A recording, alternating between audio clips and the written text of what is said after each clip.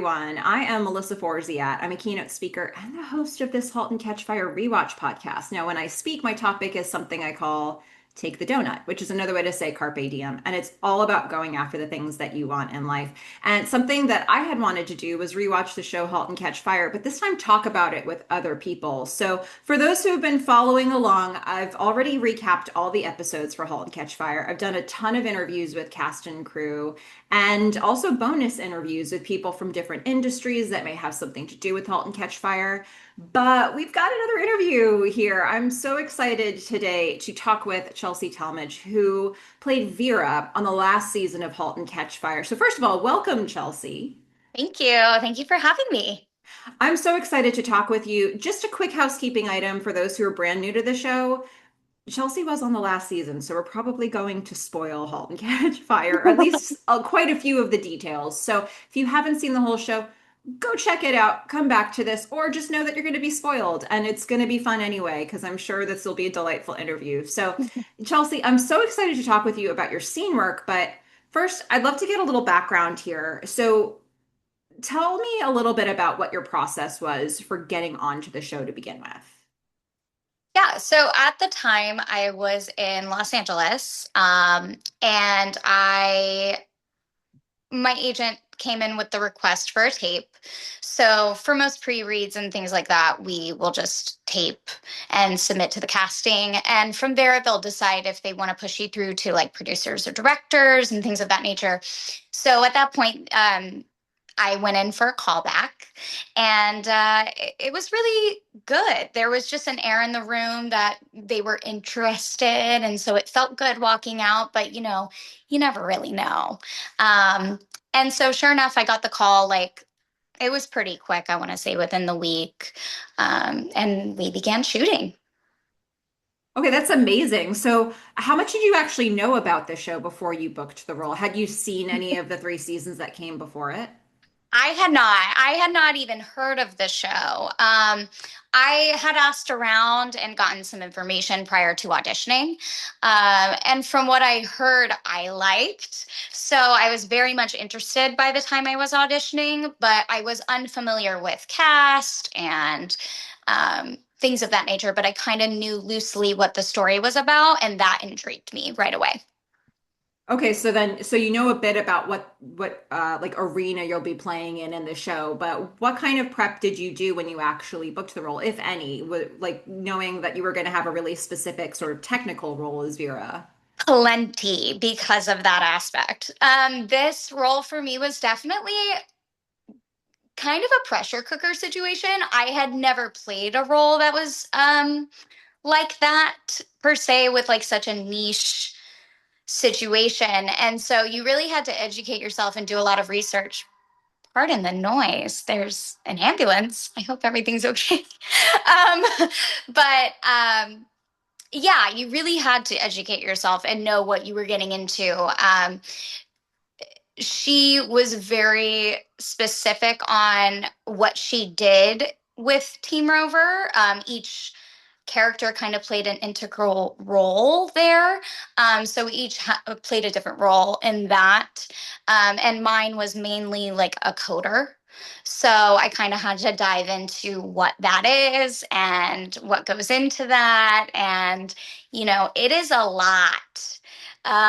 So yeah, I definitely delved deep into the research. I don't think I would have felt prepared had I not. Mm.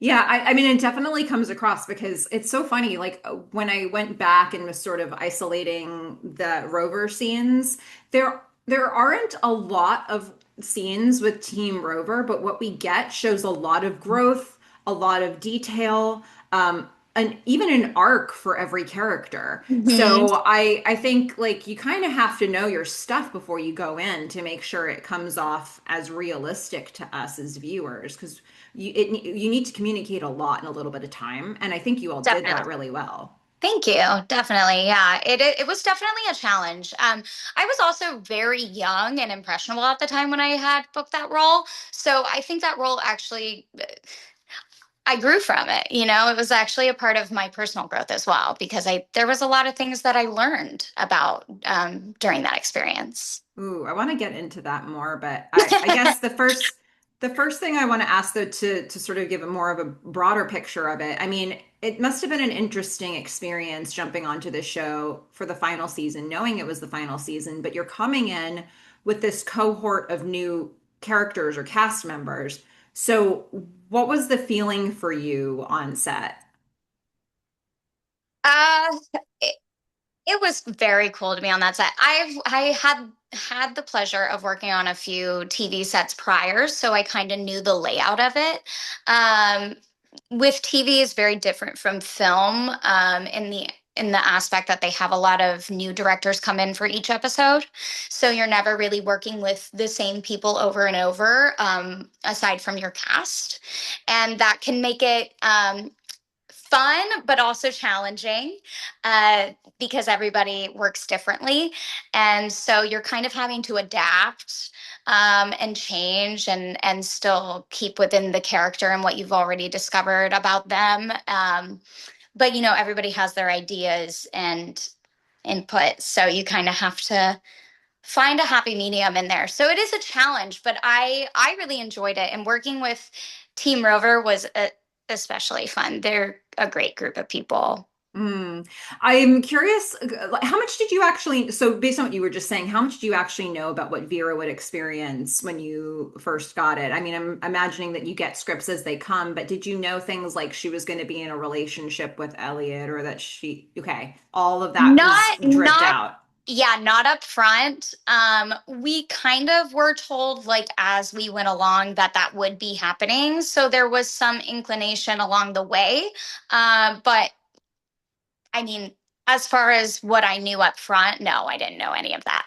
I actually felt surprised by it because, like I said at the time, I was pretty young when I had booked the role. So I actually felt like I was having to kind of play older and explore things that I hadn't necessarily explored yet in my own life. So it was definitely new. But Yeah. I had a lot of fun exploring all of those things. And Brian was such a great um, castmate. He was just very like awesome to lean on in those circumstances. Well, let's get into the details of the episodes that you worked on with Brian and also with your other cast members. So, Christian, yeah. in the first episode that you were in, 401, which is called So It Goes, we see the Rover team. They're updating Donna. They're pitching her, but they're really uncomfortable. They want more money for a project they already got money for the medical records indexing program. We don't get to see any previous interactions with Donna and the Rover team until we see this one with them. So, going into this scene, why do you think the team was so nervous to meet with Donna? Money is always a challenging conversation to have. I think the Rover team really did need the extra money, and that's why we were so adamant about it. In order to complete what we're trying to complete with the project we were given at hand. So I mean, money conversations, from what I've experienced just in life, always very awkward, and you know, it's it's a touchy subject. So I think that was one of the reasons. B, this was a story told in like the 80s, and there that was when there was a lot of movement for female empowered bosses and things of that nature. And I think that that was something we were also playing with, because prior to that time there wasn't a lot of, you didn't see a lot of that. And so I think for Vera's character in particular, even like she saw Carrie Bichet, and her character as something to look up to.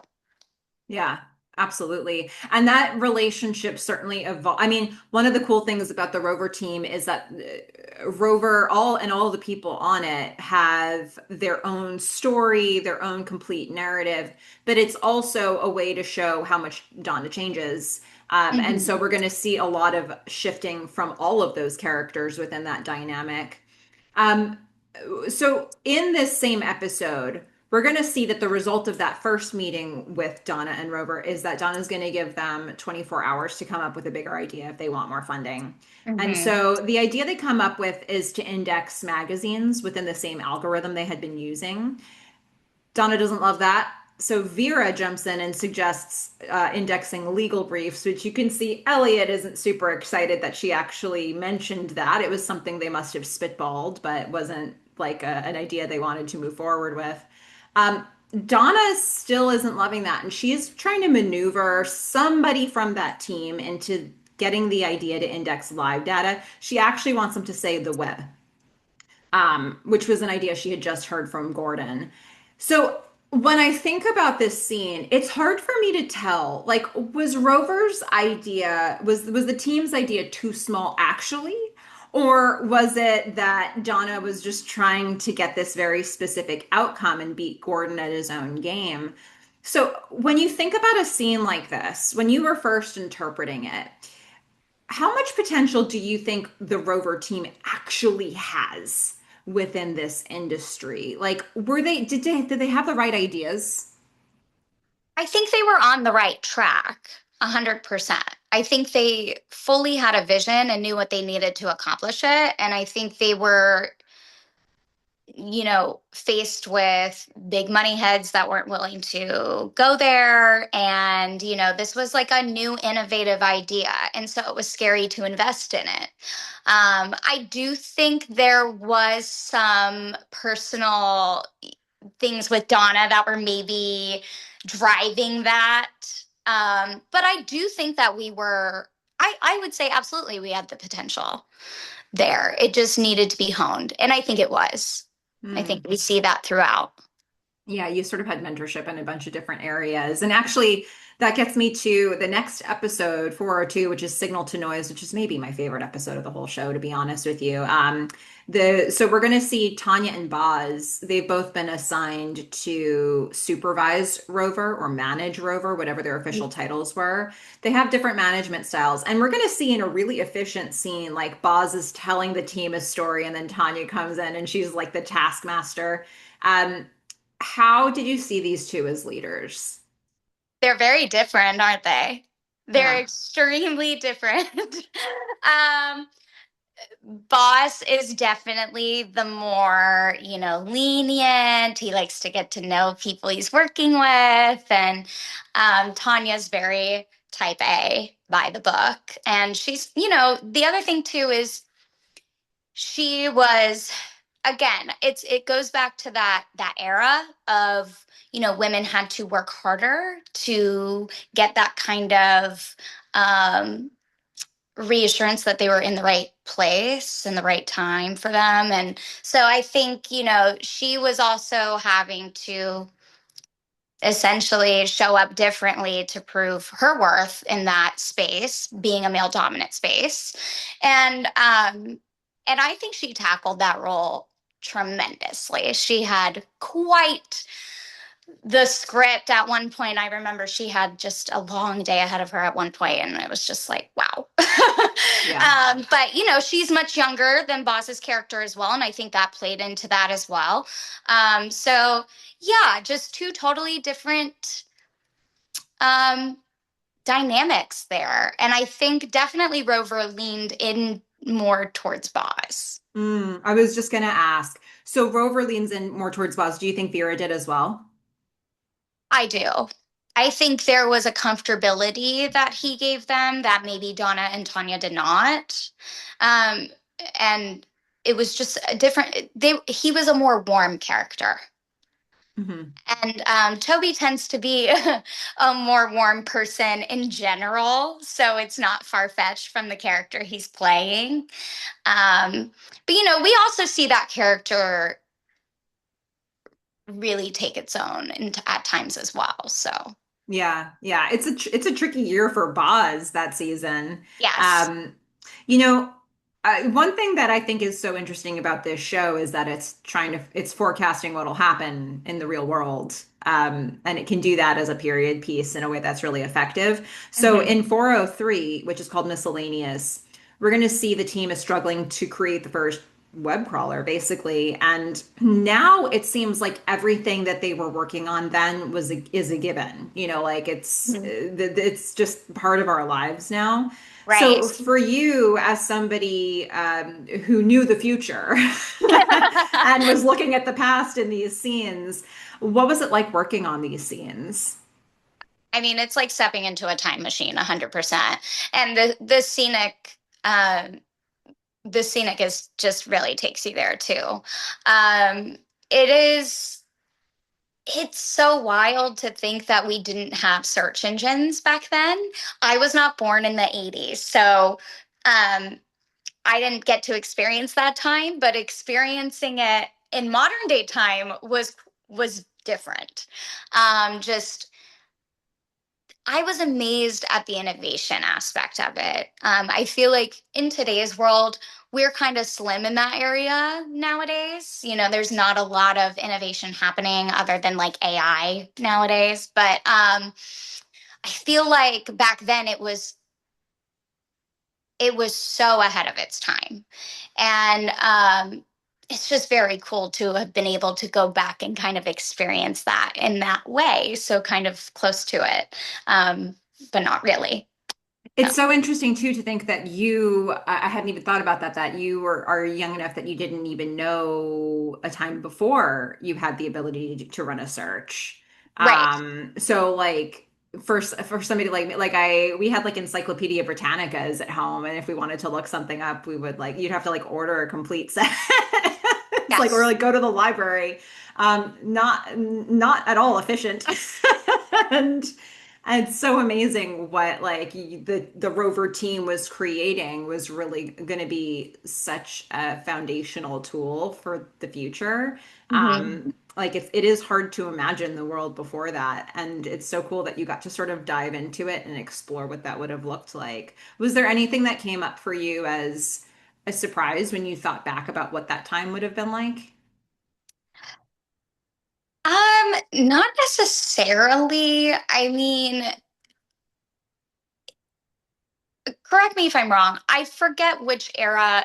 I mean, I know Stranger Things was 80s. It's 80s, like late 80s though, right? Or Halt and Catch At Fire. at this point, when your characters on the show were looking more at 90s. Yeah, I was Hmm. going to say the show, but it starts in the late 80s and like kind of makes its way through. It's like So 83 to like mid 90s. Hmm. yeah, okay. So now it's all coming back to me. But yes, the 90s, like that era, I was alive in the 90s, but I was not grown in the 90s, so I knew very little. But what was funny about it is I do remember, this is so specific, but you know those paper cups that always had that very specific like splash art on it, and it was Hmm. the blue. We had those on set, and that was so nostalgic for me because I was like, that's my childhood, you know. Yeah. I was like, that's insane. I remember that design and everything, and it was on everything, and now we don't have it on anything. So it's just wild to see just little things like that kind of take you back to a place. So even that was like, oh yeah, I'm living in a different era right now. Yeah, to have those touch points, the set decoration, and well, the props, I guess that would be props. Hmm. So good. Well, okay, so in this same scene, we're gonna see that Vera keeps giving Donna bad news with a smile on her face. That seems like a scripted choice. But we also get Vera eating through the scene, which is, I would just suppose, a hint to the fact that we're going to get a pregnancy reveal pretty soon. So, with a Yes. scene like this, how much of it is choices you're making versus how much of it is choices that are scripted in? Do you remember that distinction? I remember that day the clearest of all, Hmm. because I was eating Ritz Crackers, and I haven't touched a Ritz Cracker since. It if you've ever had to eat during filming, don't do it. Just spit it in the bucket. You'll thank me later. It's awful, and you will never eat that thing ever again if you do continue to eat it. So yeah, Ritz Crackers are retired for me, but I will say it was the dialogue is obviously heavily scripted. The action was also implied, but as far as what I'm doing, that's 100% me, and just what I thought the character would likely do. I was instructed to like be hungry, because I am pregnant. So I just interpreted that how I would and kind of went in on those Ritz crackers. Make yourself sick on Ritz Crackers. I can't even imagine how many Ritz Crackers you ate that Too day. many, She too many. really was the whole scene you were eating. I mean, that was a long day too. So it was, felt like more than just a scene, really. But it was, yeah, a lot of fun. But yeah, I won't be eating Ritz crackers anytime soon. Yeah, actually, I think it was a sequence. I think we might have come back to that 2 or 3 times, and every time, like you're changing position in the room, but you're still eating Ritz But I'm eating. Crackers. Yeah. Oh, So yeah. good. She's determined. Yeah. So that was one of those learning lessons that you talked about. Yes. Yes. And I learned that day never to, nope, spit it in the bucket. It doesn't matter how hungry you are, you'll get lunch later. Yeah, because ultimately, for those who aren't as familiar with the industry, I'm assuming there's a continuity factor there. Oh, yeah. Yeah, Yeah. like if you were They eating in they one had take, plenty to replace them with and things of that nature, unfortunately. it's an endless supply of Ritz crackers. Yeah, an endless supply.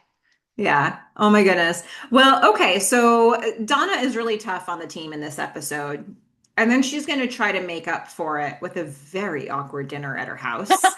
It's such a great, there's multiple scenes here as well.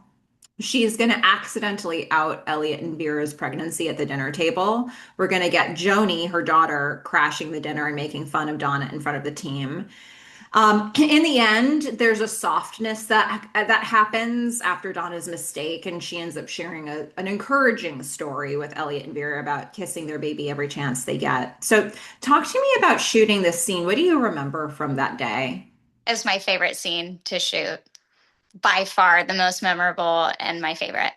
Uh, we got to play the most during this scene.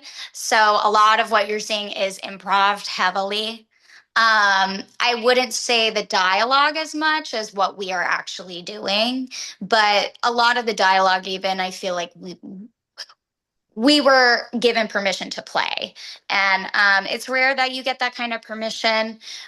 So it's a lot of fun when we do. And, I'm sure you're going to touch on this soon, but even just when we enter that scene is so much fun. And that is heavily, heavily ad libbed and improv. And so it was just kind of like a direction of, okay, we're going to enter. It's a little awkward. This is your boss's home. You've never been here before. So do with that information what you will. And so we all kind of just did our own thing, and it ended up being really amazing and quite hilarious for the viewers. So Let me give some details because this is my favorite. This is my favorite thing in yeah, the whole world. me too. For those who haven't watched this recently, go back and just watch this moment when. So Donna's already at the house. We're gonna get Tanya. We're gonna get Boz, and then the Rover team arrives all in one group, and they have to make it. Each one of them in a row has to make a decision about how they're gonna greet Donna. Yes. Elliot awkwardly tries to shake her hand.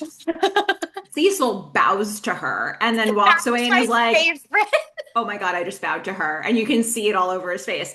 And you, oh my goodness, Vera and Donna go in for a kiss on the cheek. And every time I watch your eyebrows, it's like, you can see Vera's just like mortified that she just kissed Donna on the cheek. And she's like, oh my God, is lightning gonna strike me? Is the whole world gonna come to like you? I just feel like there's just this panic that comes over your face.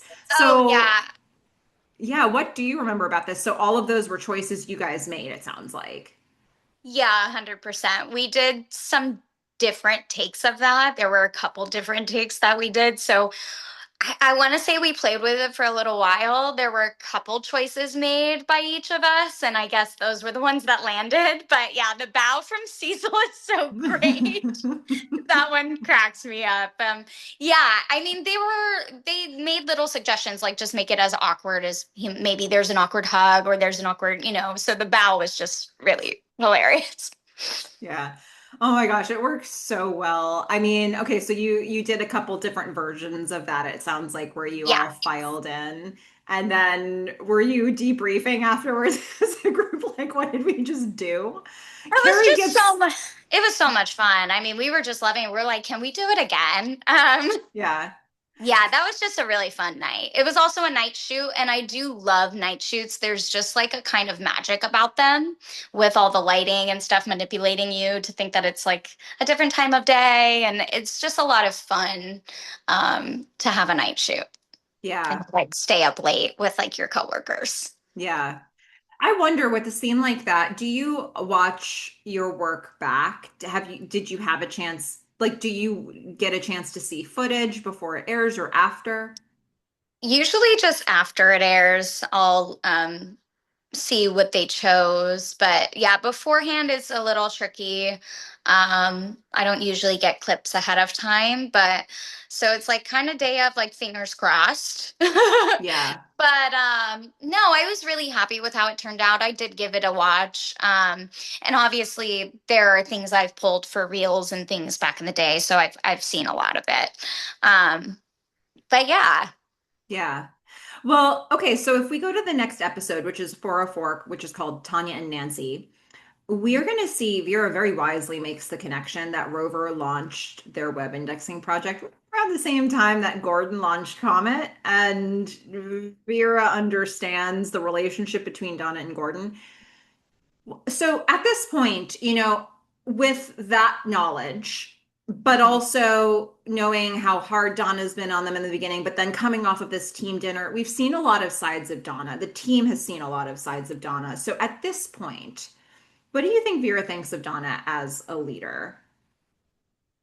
I think Vera always saw her as a leader. I think she, like I said, I think there was a lot to look up to there with Vera. You know, there's this very strong, powerful woman in this male dominant work sphere, and that's something to look forward to. It's something to congratulate. And I think Vera really wanted to fill those shoes eventually. I think that she really appreciated her. I do think she was afraid of her for all the right reasons. But I think mainly there was a lot of like flattery there. Mm, that's beautifully said. I mean, because Vera would have just had such a different take on Donna than any of the other people on her team. Being a woman in the industry, I think that automatically puts Vera in a different viewpoint.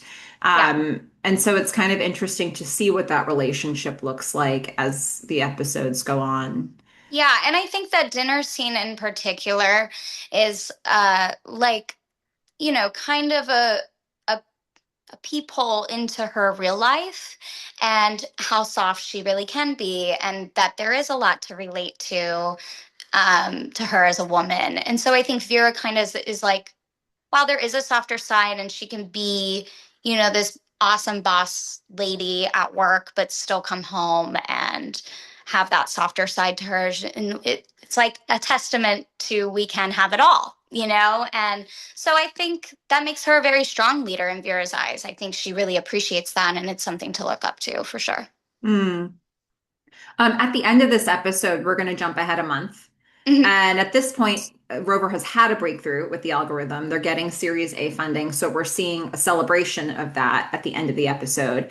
Donna has figured out, though, that Cecil, who in theory is the Rover programmer, he didn't actually, it doesn't seem like he figured out the programming himself on this. And Donna's sort of doing some sleuth work. She's finding some inconsistencies or way too consistent phrasings, and she's threatening him by telling him he has to file a patent for the work that he did before the team can expand. She is pressuring Cecil to leave the team so he doesn't put Rover in jeopardy, and she wants to take charge of hiring a chief technology officer for the team. So I want to ask a couple different types of questions about this. But first of all, if we just think ahead to what we never saw on screen, what do you think the future actually holds for Rover post Cecil? That's a tough question to answer.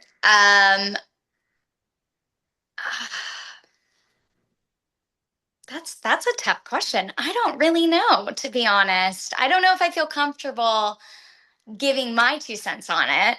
Um, Which is fair.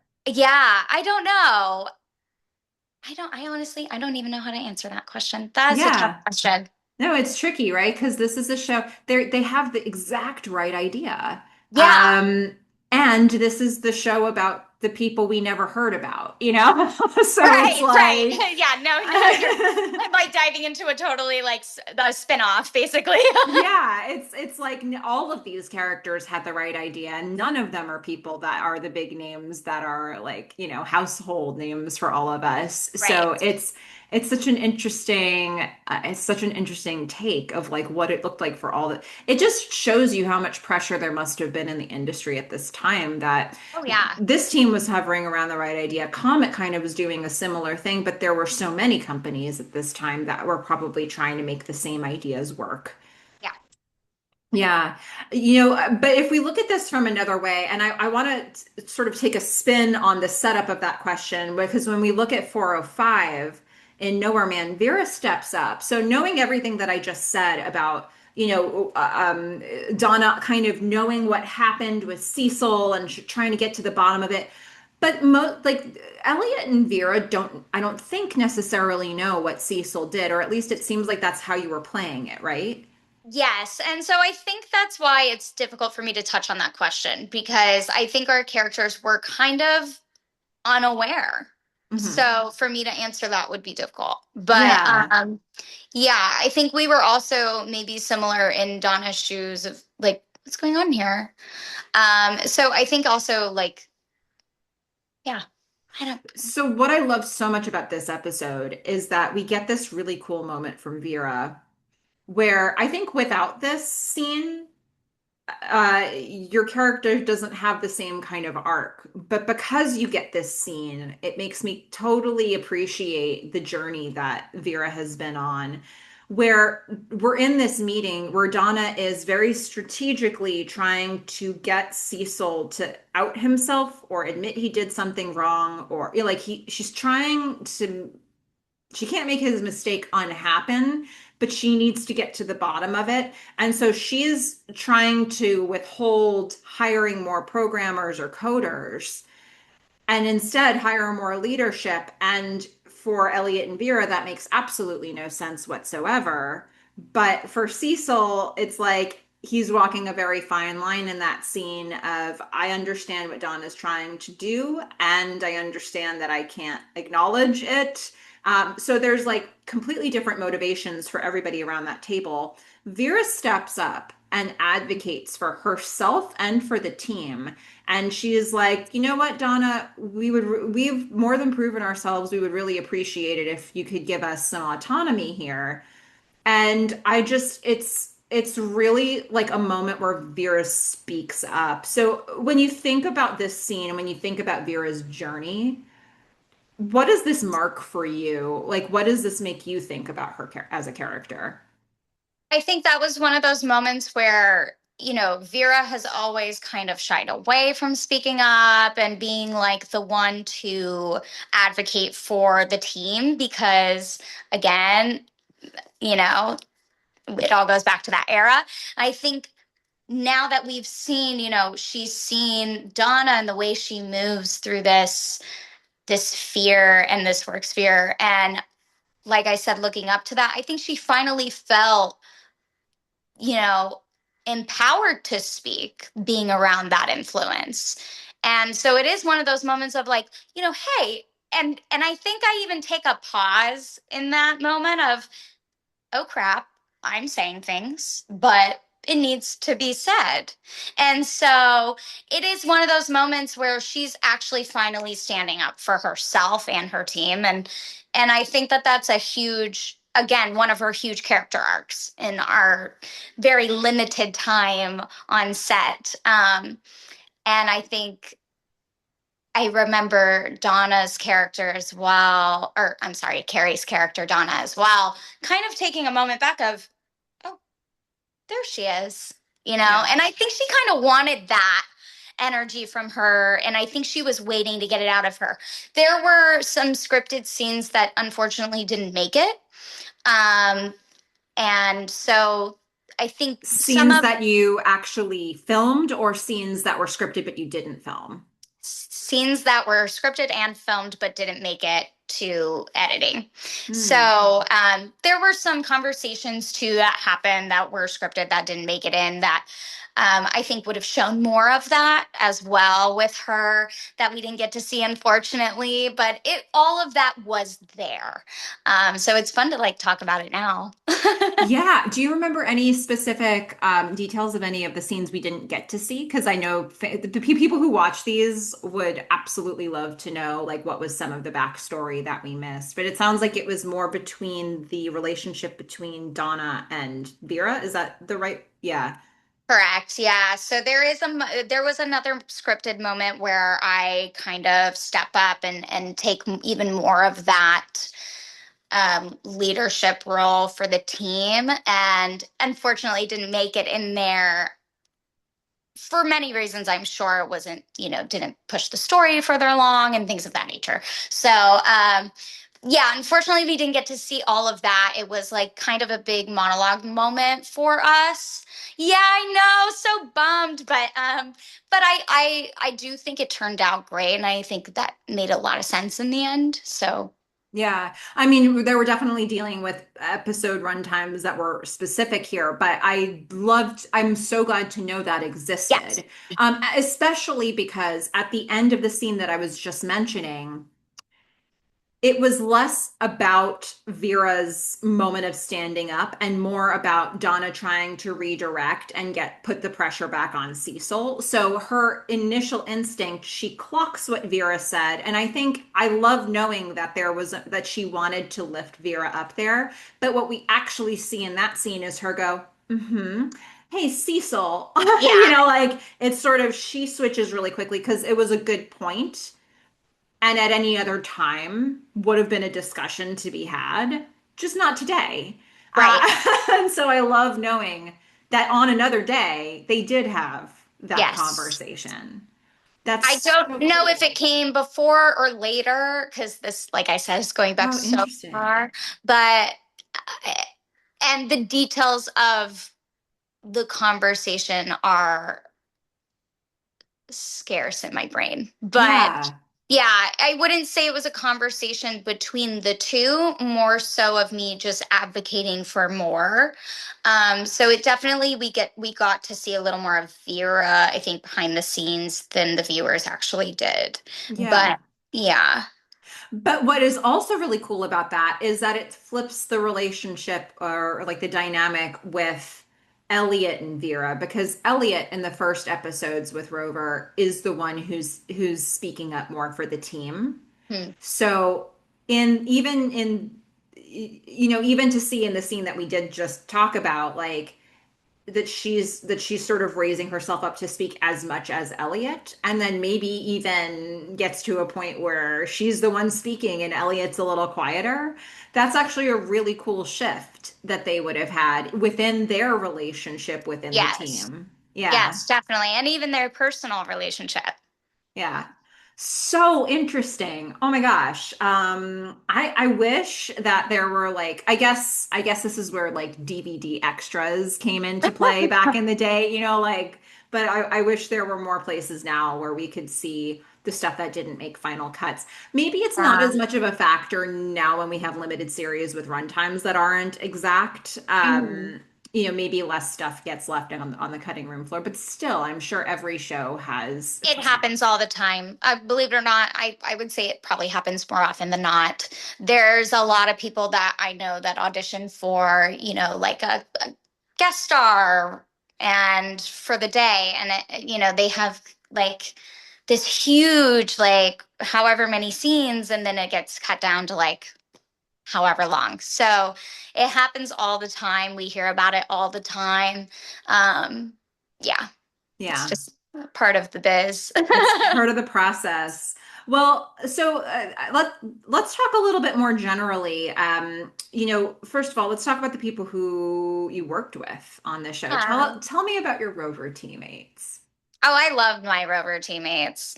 They're very cool people, easy to work with, lovely to chat with. Just like awesome, awesome group of people. And specifically, so Christian as Cecil So and Brian as Elliot. Elliot, Mhm. yeah, yeah. And I mean, Lucky for me, we were not, I mean, I was definitely by far probably, I would assume the youngest out of the three of us and Tanya. So, I mean, I was just like I said, this was a very young, impressionable time in my career. So, to have had filled it with those people was honestly, I think, just the best case scenario because I learned so much from them and even just personal growth. Honestly, I attribute to a lot of what I've learned and changes in my personal life to that group of people. So, yeah, that was like a really life-changing experience for me in a lot of ways. Yeah, I love it because I had a chance to interview both Brian and Christian, and Oh, you all great. talk so glowingly about each other. Aw. It's so nice. It's rare that you get like such awesome people to work with. Like, yeah, I felt really lucky on that set. It doesn't always happen that way, so it was really nice. Yeah. Tell me about working with, so Sasha Mora played Tanya. Yeah, Tell she's me about, lovely. mhm. She's lovely. I just adore her. I still follow her on Instagram and follow her career. I just think she's wonderful and I wish her all the best. She's just really good people. I remember like BTS stuff. I was taping an audition and she watched it for me and gave me some feedback. And it's just, just like really awesome people who are there to help you and support you. And I still feel that support today. Yeah. Oh, that's so lovely. And then, you got to work with a couple of really heavy hitters here. You got to work with Carrie Bechet in most of your scenes, I would say. So, what was it like working with her? As intimidating as Vera was working for Donna, I would say, honestly. I was a fan prior to getting on that series. And so working with her was awesome. She's very down to earth and just all the things that you'd hope she'd be and more. So she's also a redhead, and I used to be a redhead. So, finding that common ground was great. And she's just wonderful to be around, really, and very, very serious about her craft Yeah. and super tall. She's so tall. She towers me. I remember she came and sat next to me while we were shooting one of the scenes, and she was like kind of looking at me and goes, "Airplanes must be so comfortable for you." I think about this too when I sit next to tall people. I'm Yeah. like, how can you do this? She's like, I can't even get my legs to like fit in front of me. Yeah, she's very tall, but gorgeous, gorgeous, and so, so lovely to be around. Yeah. Hmm. And then, of course, Toby Huss. You spent quite a lot of time on screen with him as well. What was it like working with him? He's awesome. He's such a delight. Honestly, I hope I get to work with him sometime in the near future. I think about him often. Lunchtime was honestly my favorite time to be around him. He always had some really interesting story to tell. And yeah, he's just really fun to be around. And watching him work was one of the best things I think I'll ever have in my career. What about it? Just the way he commanded his time on set was really inspiring to watch. He really gives himself the freedom to like play, even if the director doesn't. And I found that really, really very cool and awesome about him, and just how much he really, yeah, he just really commanded the set quite lovely, but like also humbly and like respectfully. I just really learned a lot from watching him on set and how he handled himself. So interesting. Yeah. Well, that brings me back to something you were starting to address at the very beginning of this conversation. But you had mentioned that there were some like things, there was a lot that you learned on this, working on this show. So, what were some of the things that you think about now that were takeaways for you? Oh gosh. I mean, that for one, just Toby and how he, communicates with people on set and just the way he goes about his work, as well as just personal growth stuff, like I said. speaking with, my castmates at dinners and lunches really kind of opened my eyes to do a little more soul searching and digging, and kind of set me on a new path personally, which I really was grateful for. And yeah, I don't know. I just there's so much to learn from those people, not only just in the acting sphere, but also just how they handle themselves outside, and just yeah, the seriousness of which they take their craft is just you can learn from that. Yeah. When you think back on your career at this point, that you've worked on a number of projects since then, right? So, Yeah. what are some of the things that, when you think about Halt and Catch Fire, what stands out to you as unique about working on that show or that set compared to other sets that you've been on? For one, the subject matter was very, like I said, very niche, and something that you really had to research and educate yourself on.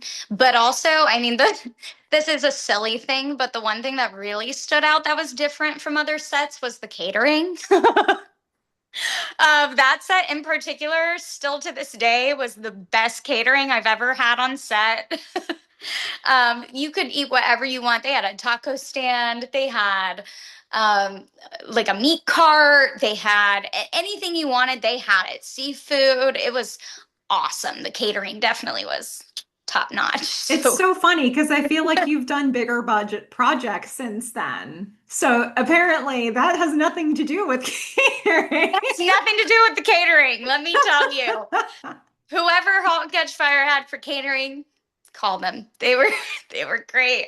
I wish I could remember the name of the service. I'm sure I asked because I've worked in Atlanta several times. Stranger Things being one of them, and I don't remember that catering service being there. So, I, One day you will be reunited. yeah, possibly. Oh, who knows if they're still in business? Hopefully, that's Yeah. that's the hope. Oh my goodness. Well, do you have any other favorite moments from when you were on set? Is there anything else that you can think of from behind the scenes? Um.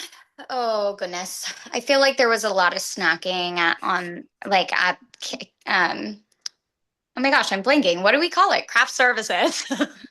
There was a lot of snack times. A lot of my favorite moments were just when we were sitting around waiting because we got to, connect with fellow actors, which, you know, a lot of people don't talk about this, but you don't really get to do that often unless you're working on an active set or you have, audition buddies that you go on auditions with regularly. And nowadays, I feel like everything is pre-read on tape and things of that nature. So you're really kind of losing that community when you're auditioning nowadays. And it's so nice to connect with that community. So I would say that's honestly my favorite part of doing this, like just on set things, was connecting with my fellow actors and kind of Oh, picking their brains and just getting to know each other. And also so we all keep in contact because you just never know where life will take you. And it's nice to keep those connections. yeah. Oh, that's so lovely. We've had a chance to name drop some of the people that you worked with, mostly cast on this set, but is there anybody else? I just wanted to give you a chance here. Are there other people, cast or crew on the show that you specifically remember working with either by their name or by their role, who had an impact for you while you were working on this show? I know it's kind of an unfair thing to ask all these years later, but just in case anybody's been coming to mind and you wanted to make sure to mention them. Yeah, I would say for me, Toby was a big player in that. Um, but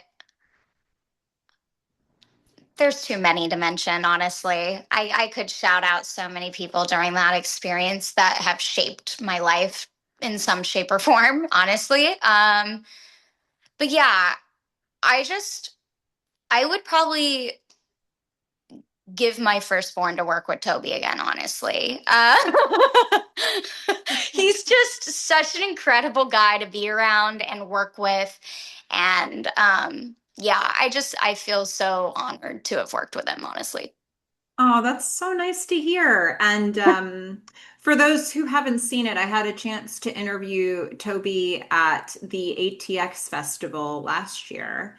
So Oh God. there's some ATX Festival footage. There's an interview with Toby, and he also crashed the intro to my interview for Melissa Bernstein. So just for That those, sounds like Toby. it That was sounds like Toby. Toby.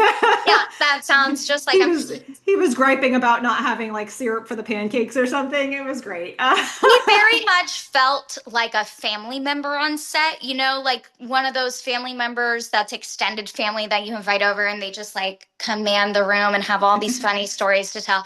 He just felt like family to me at some point, and I was like, I just love being around him. Yeah, he was definitely a highlight in that experience for That's sure. that's so nice. And I don't even know how to ask this closing question anymore because of how strange a time it's been in your industry, but I'll just give you plug whatever you want to plug. It could be something upcoming, it could be something past, whatever comes to your Um, mind. Gosh, I mean, I recently just filmed in Tampa, and it was a pilot called The Feather Detective. It was at Sunscreen Fest, and it is running through the festival circuit. Kind of now-ish, or was. So it's out there if you want to check that out. I have a couple things coming up as well that are awaiting distribution that I can't speak of, but go check out The Feather Detective if you can find it. And yeah, wait to see what's coming next. There's some stuff in the works, so. Okay, everybody be sure to check that out. And, thank you so much, Chelsea, for taking some time and Thank you revisiting for this show. seeing me so years later, and I'm glad we were able to make it happen. Yeah, me too. I mean, we Yeah. what a blessing for all of us that we got to hear about Vera today. So Aw, thank you so much for doing this. And to everybody who is watching this, thank you for watching. And please go out there and watch Halt and Catch Fire. awesome. Bye, everyone.